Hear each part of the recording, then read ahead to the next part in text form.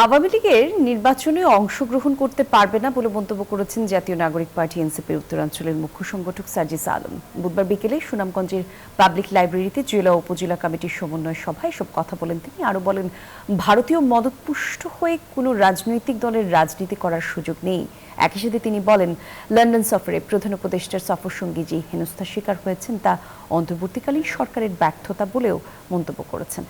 এছাড়া শাপলা প্রতীক নিয়ে এনসিপি আগামীতে জাতীয় নির্বাচনে অংশগ্রহণ করবে, আর তা না হলে রাজপথে থাকার হুঁশিয়ারি দেন এনসিপির এই নেতা। আগামীতে এই বাংলাদেশে যারা 24-এর অভ্যুত্থানে হাজারের অধিক মানুষকে খুন করেছে, সেই ফ্যাসিস্টদের অংশগ্রহণে আগামীর বাংলাদেশে কোনো নির্বাচন হবে না। আওয়ামী লীগ এই বাংলাদেশের কোনো নির্বাচনে আগামীতে আর অংশগ্রহণ করতে পারবে না। বান্ডেল থাকলে প্রতি সেনমানিতে টাকা বাঁচবে। বিকাশ সেনমানি বান্ডেল কিনে জিতুন প্রতি লেনদেনে।